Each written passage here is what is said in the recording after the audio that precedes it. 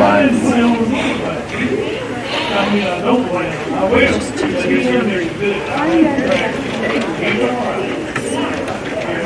There it goes.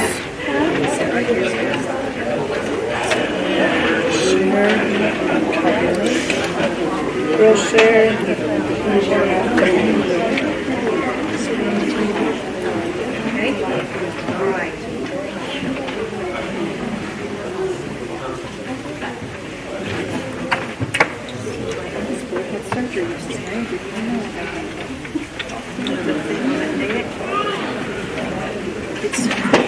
Years he's been fighting having surgery yesterday. He's taking that entire did he call him and tell me? Sorry, so I didn't bed.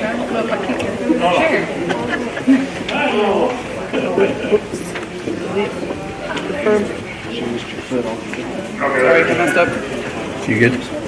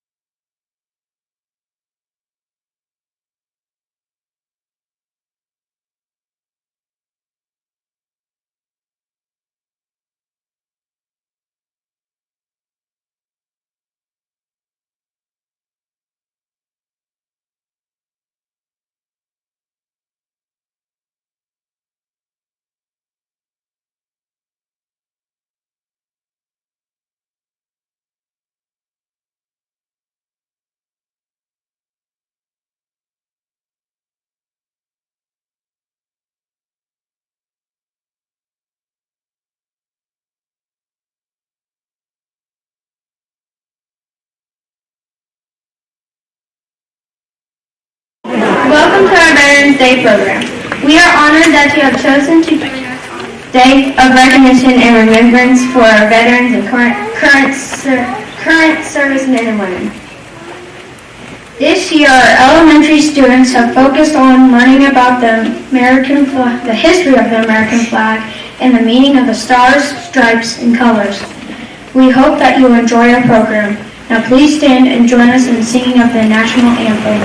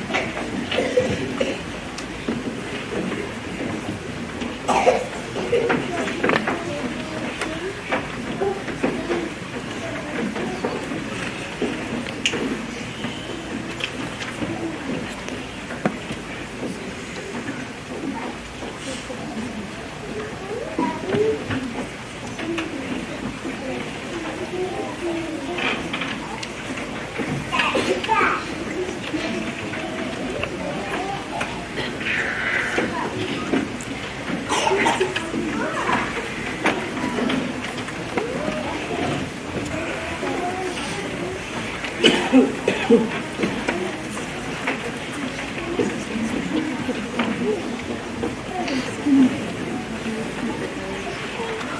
get it right eventually.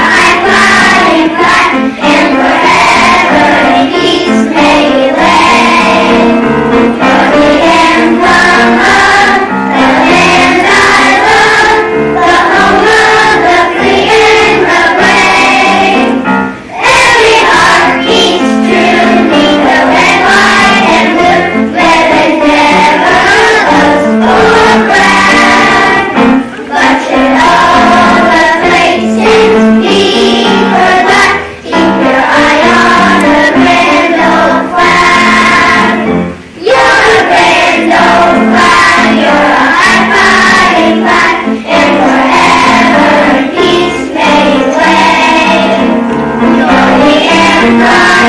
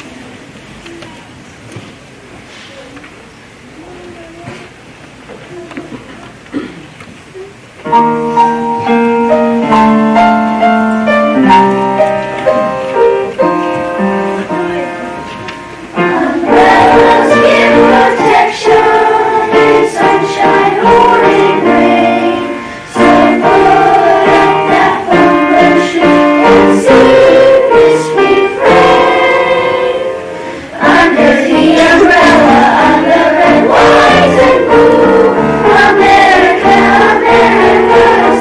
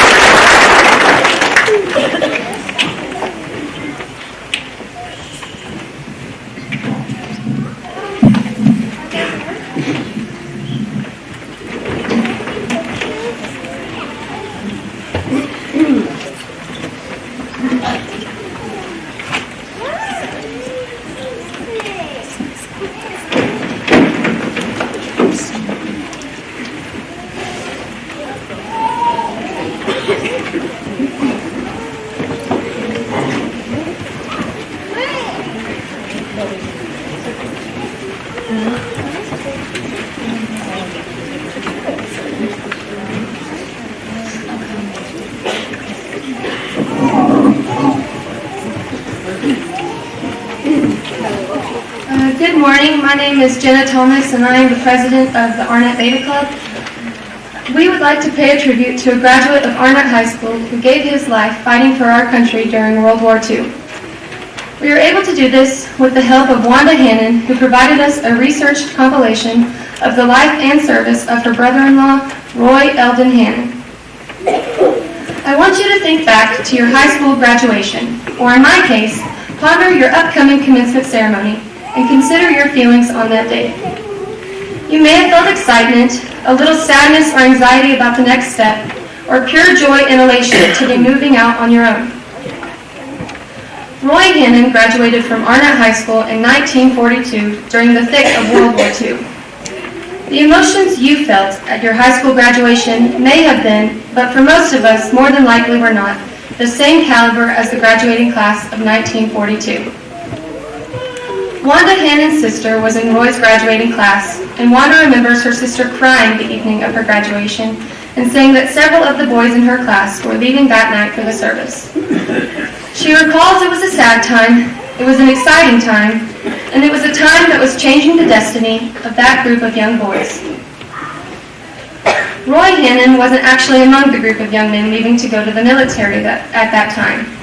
He was, however, leaving home to go to work in the shipyards in California. When a young man leaves home, it creates a vacancy in the household, and his parents no doubt felt the excitement, yet a void that only parents can know. Roy left Oklahoma during wheat harvest time and began his life in wine country on the West Coast. However, on February 10, 1943, Roy received his notice from the local Ellis County Selective Service to appear before Dr. Newman for a physical. His date of enlistment is August 24, 1943. Roy completed most of his training in Tonopah, Nevada, which was a base for B-24 Liberator aircraft pilots and crew members who would be sent to bases in Europe or the Pacific after their training. Roy was noted as being a skilled welder, and don't you know he used a lot of skills he was taught while growing up on a farm in northwest Oklahoma. Roy and his crew left Nevada in May 1944 and flew to California, then on to Hawaii, then to the South Pacific. Corporal Roy E. Hannon was officially assigned to the 13th Army Air Corps and became a member of the forces which were fighting the Japanese power from Guadalcanal to Truk in its northwestward drive. In one of Roy's journal entries, he wrote that his co-pilot stated, "This has been the roughest of my 33 missions." Roy added that they were playing for keeps. On December 10, 1944, Roy, along with his crew, took off on a mission from an island of Indonesia. The weather consisted of a 12-mile visibility with high clouds. However, no radio contact was made after takeoff. The B-24 was last sighted when it was observed to crash into a hillside. When the aircraft failed to return, it was officially listed as missing in action. It is not in my capacity to know or understand the feeling of a mother or father, nor can I fathom what his brothers and sisters would experience when that message was delivered. I would imagine, though, that the word missing would give that eternal hope of being found. The official word came 5 years later that Technical Sergeant Roy E. Hannon had been killed in action and would be laid to rest in a common grave with the 11 young airmen who had also been declared missing that fateful December day in 1944, which would now be considered their date of death. A memorial service was held on January 19, 1950 at the Zachary Taylor National Cemetery in Louisville, Kentucky. This is just a small tribute to an Arnett graduate who gave everything for our freedom. You can see Roy's letter jacket and senior panel picture in the lobby. Roy and so many others were in the dawning years of adulthood and didn't get to witness the things so many of us have been privileged to know, yet they seem to have given their service with pride and courage and with all their might. I'll end with a quote taken from Roy's journal. "When duty whispers low, 'Thou must,' the youth replies, 'I can.'" Ralph Waldo Emerson. Thank you, and thank you, veterans.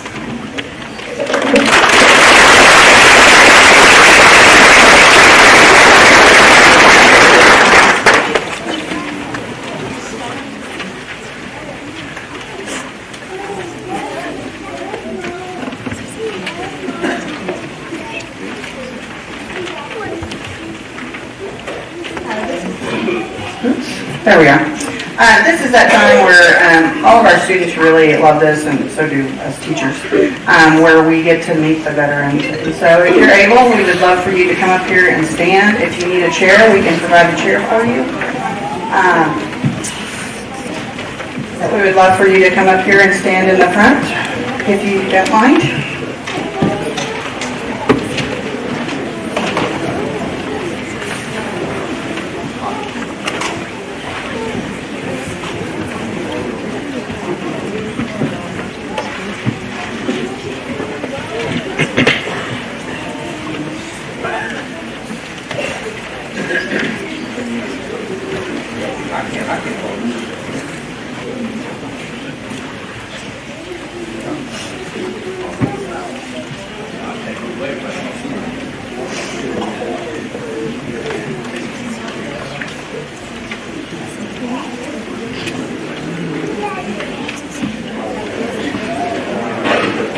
There's some room down here at this other end if you need to come around down here.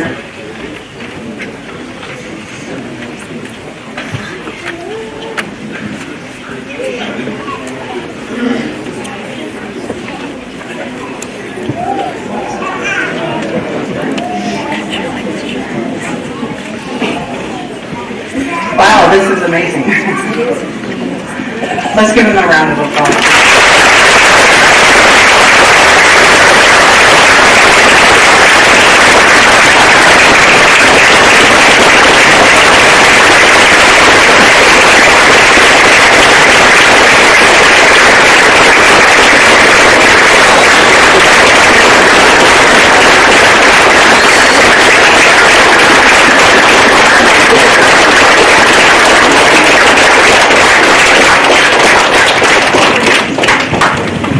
If you, I'm going to pass the microphone down, and if you would like to say your name, what branch of the military you were in, when you served, or any other information you would like to share with us, we would love to hear whatever it is you have to say.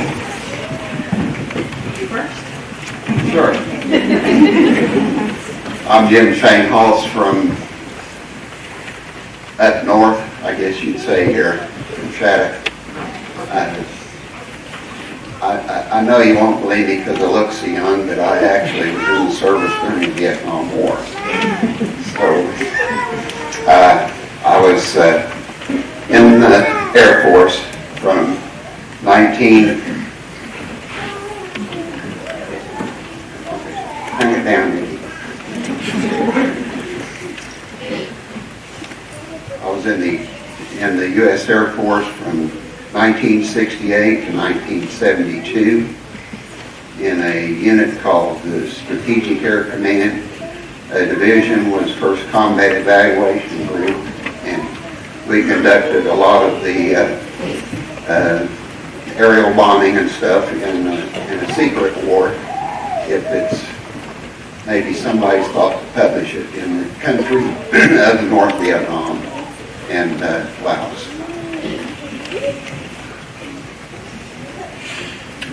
I'm Jim Falk. I was part of 60s. I was in the Army, and I was in Germany for 2 years over there. I was about 50 miles from Munich. We went fighting. I drove an armored personnel carrier and hauled a mortar squad. So if we'd have been fighting, we'd have been well, I appreciate it. Thank you.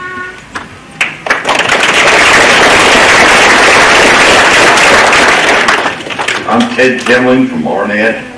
I was in the Army from 1960 to 1966 in an artillery unit. We never left the States, but we were ready.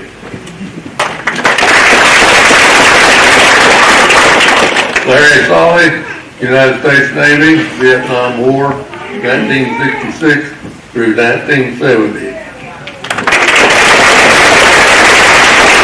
Bill Bryant, Army,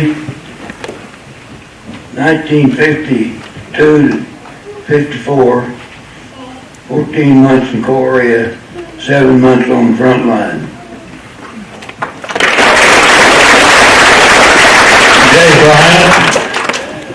in 1958 in the 3rd Armored Division in Germany. I helped direct formations to our big guns.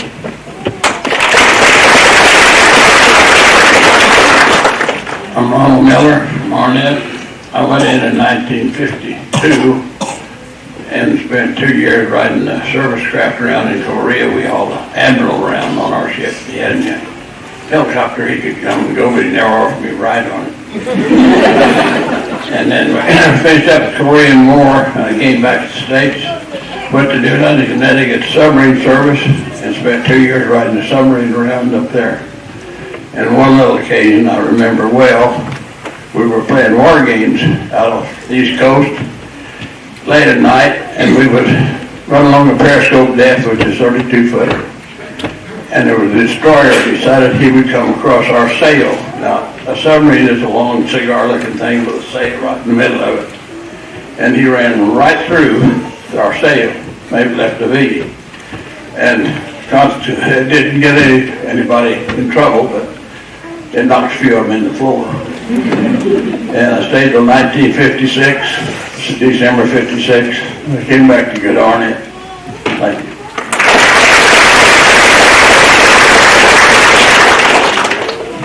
Ray Whedon.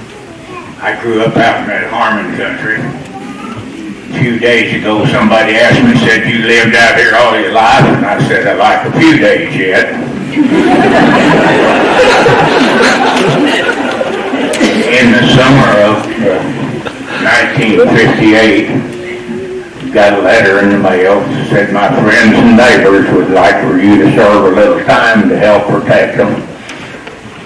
And in the summer of 1958, I was with the transportation company at Petersburg, Virginia for a few months, and I got my orders to go overseas to Korea. Spent 13-month tour over there, and while I was in Korea, I was company clerk, and that's good duty.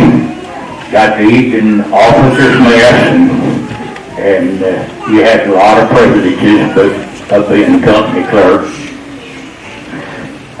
Got out in the summer of 1960, come back to, rode that ship 14 days and 14 nights going over, and 14 days and 14 nights coming home. And when I come back home, come under that Golden Gate Bridge at San Francisco and Oakland. Boy, I was glad to get out of there. And since that, I've been living near Harmon, done numerous jobs, and have a lot of respect for the people ahead of me. It was peacetime when I was there, and a lot of the boys had it way rougher than I did.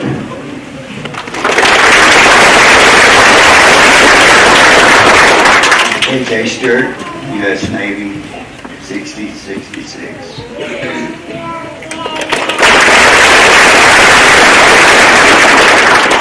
My name is Frankie L. Rice Sr., and I served in the United States Army, and I served with the 2nd and 47th, 9th Infantry Division in Vietnam. Warrior Thomas Jefferson can see us now, huh? My name is Ozell Smith. I was on the USS Nimitz, CVN 68. A whole snipe is what they called us, but I operated a nuclear power plant. Pushed the ship through the water anyway, from 1988 to 1992.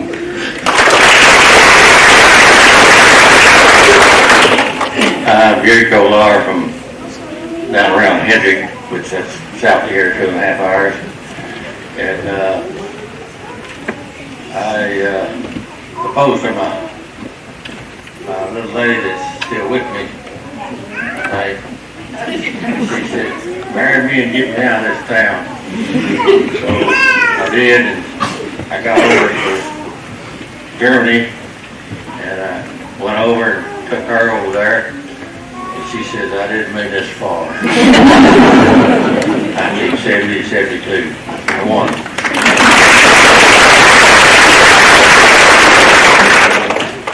My name is Bob Estes. Most popular name I have is Pawpaw to Cash and River in Hazelwood. I'm actually their great-grandfather. Cash's daddy, mother, is my daughter. I served in the Vietnam era proudly in the United States Air Force from 1969 to 1974 in the Air Rescue Service.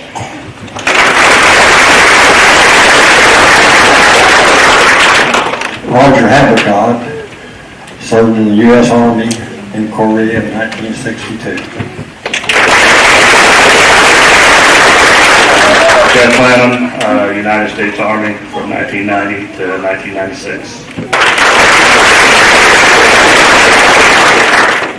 Brian Nickel served in the United States Army, 6 years, Operation Enduring Freedom and Operation Iraqi Freedom. Troy Coleman, United States Army. Clayton Cannon, Oklahoma Army National Guard, currently serving from 2011. Brendan Cannon, United States Marine Corps, 2014 to 2016. I'm Hannon, and I'm currently in the Oklahoma Army National Guard. U.S. Army. Christina Islam, U.S. Army from 2013 to 2014.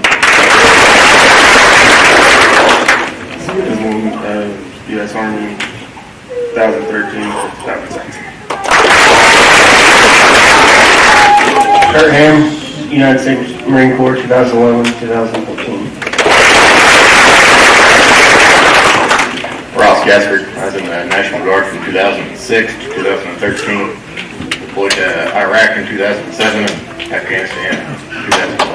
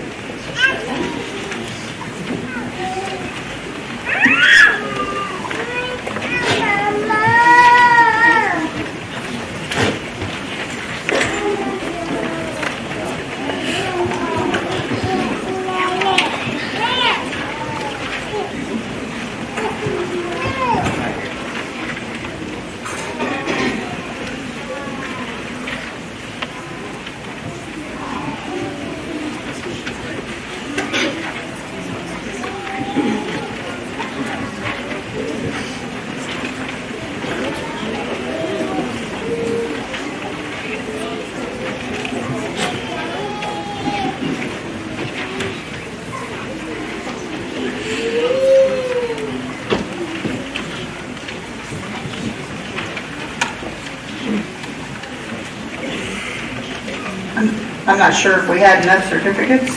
This was a joy to have this many here, but I wasn't prepared apparently. So if you did not get a certificate, you can, I can mail one to you or get one copied real quick for you after this program. I apologize. So again, I thank you so very much for coming and joining us today. We are very honored to have all of you here. Let's give them one more round of applause.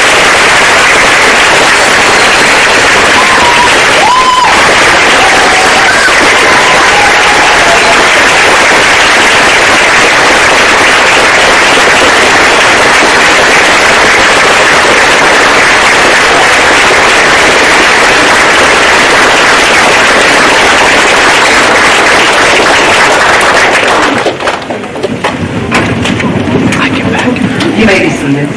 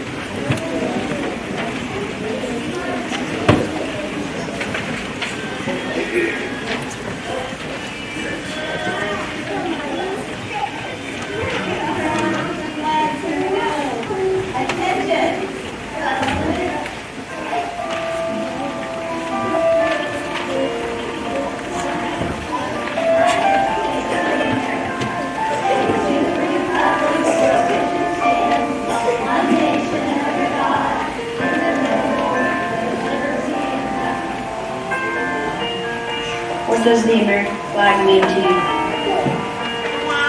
The American flag is a representation of our country. When I look at the flag, I think of the founding fathers and the sacrifice that they gave to freedom. I believe in that freedom wholeheartedly. Every time I see the flag, I remember the sacrifices of our soldiers in the fight against tyranny and the freedom that we enjoy. That's what I think when I see the flag. What does the American flag mean to you? To me, the American flag is a symbol of our country. It's what our country is. It also stands for all the brave men and women who have given their lives defending the freedoms we enjoy every day. What does the American flag mean to you? All states freedom. What does the American flag mean to you? American freedom.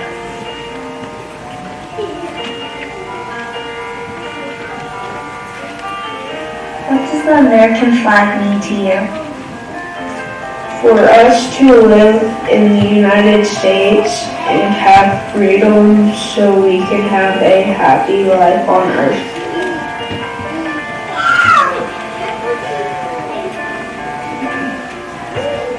What does the American flag mean to you? The flag represents the freedoms we have as citizens of the United States. The flag also represents to me the brave men and women who are serving or have served for our freedom, including my grandpa and also my husband's grandpa. What does the American flag mean to you? The American flag means to me service, loyalty, love of your country, and a love for the land that you live in and the God that you serve.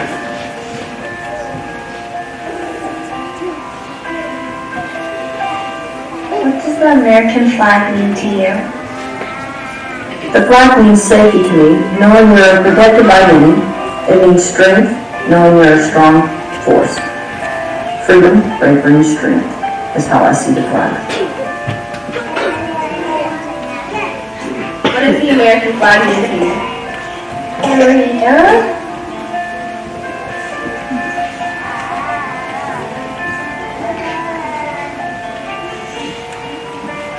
What does the American flag mean to you? The American flag is a symbol of freedom.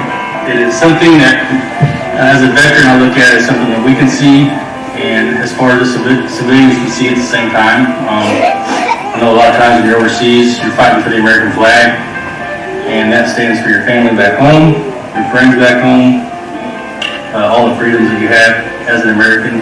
So it's a symbol that everyone can look at and recognize in unity. What does the American flag mean to you? I have a little different view of the American flag than just your general everyday American citizen, and I guess that comes from the fact that I saw it draped over my brother's coffin after he was killed in action, and I saw it folded and handed to my mom as just a thanks for his life, I guess, and his sacrifice. So to me, it's just a way of life. I guess you could say a life that I'm glad to live and a life that I want to live to bring honor to those who have given theirs.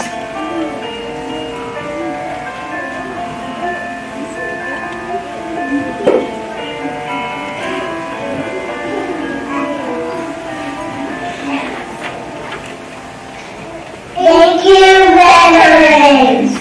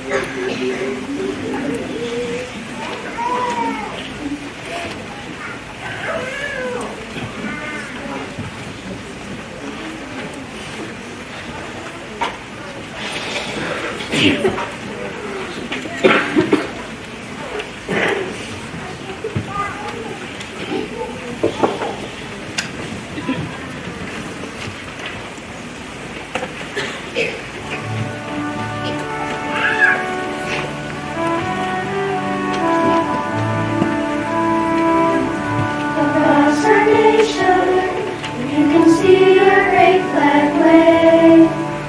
It symbolizes freedom for the home of the brave.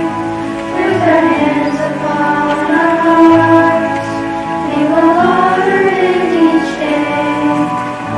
This flag we fly is for the USA. So raise it high.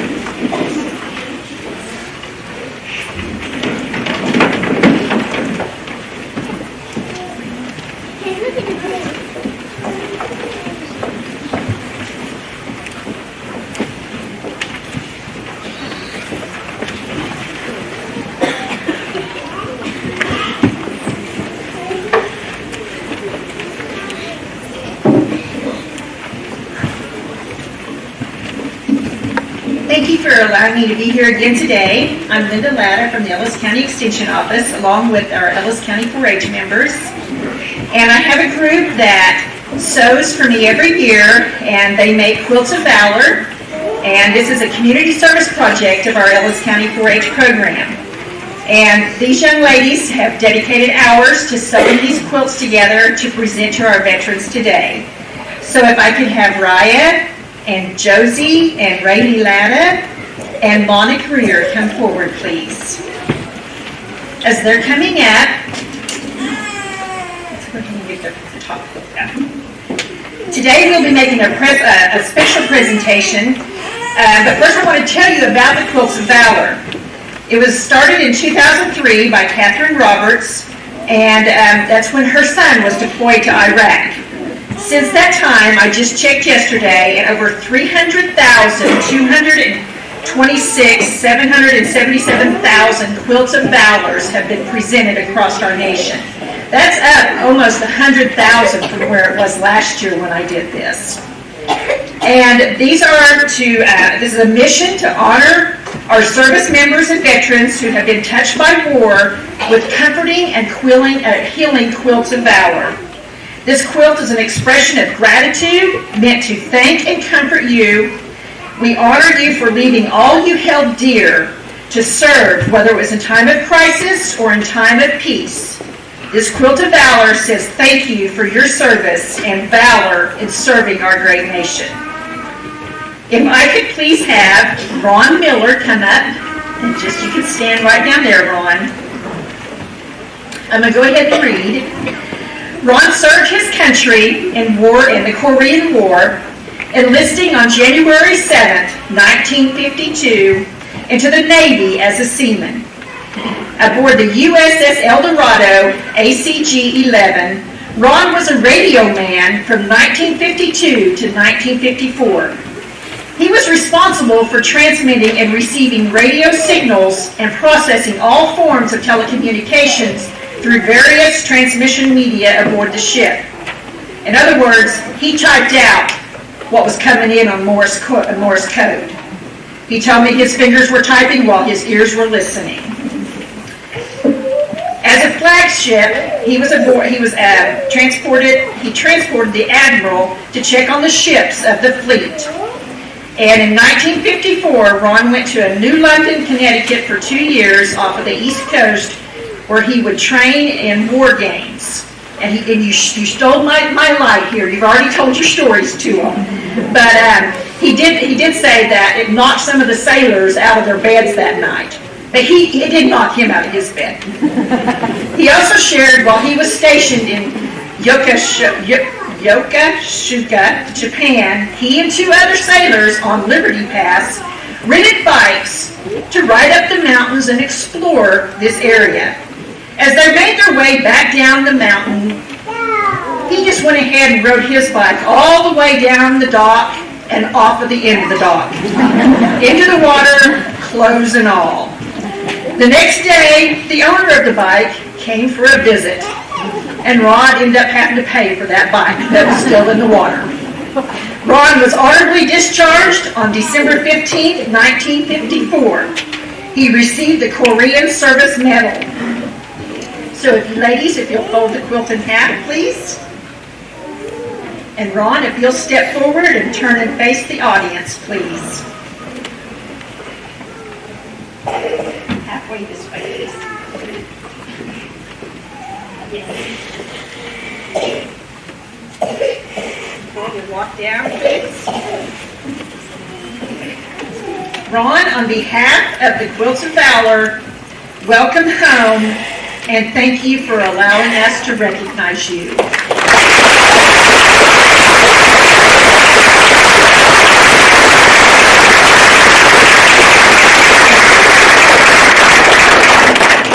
You may be seated. Thank you so much, Ron. Ladies, thank you. One direction.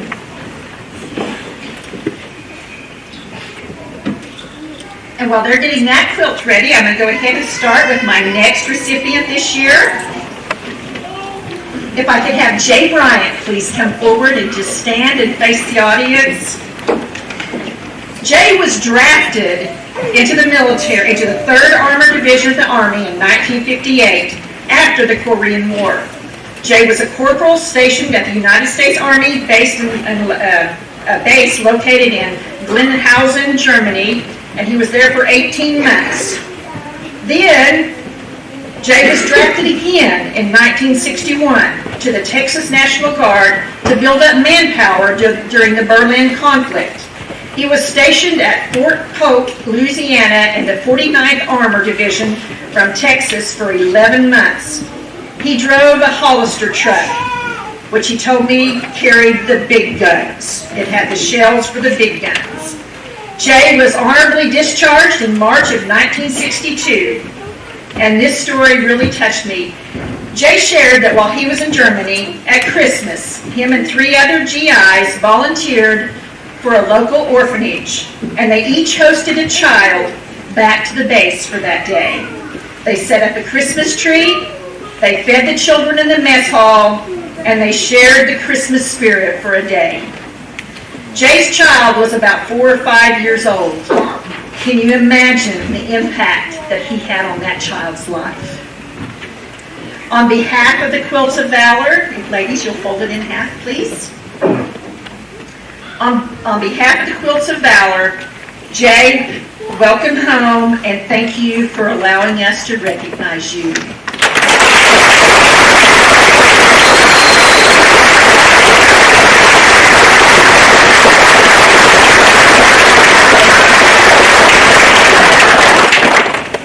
Basic training was self-expressed. Well, now, we were in the same outfit, but we were down there at the same time in Fort Hood, Texas. That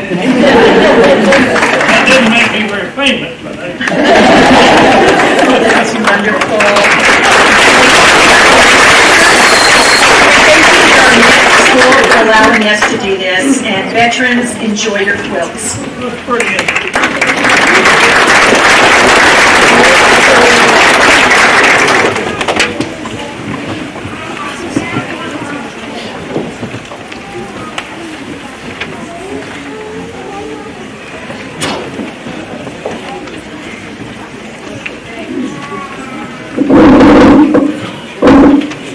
Thank you for joining us today. Veterans, we hope that you have been able to feel the respect that we have for you and your willingness to serve our country. It has been an honor to have you here at our school. I would also like to remind our veterans and their families about the reception immediately following in the FACS classroom, which is located just to the left of the front doors. Again, thank you everyone for joining us. This concludes our program.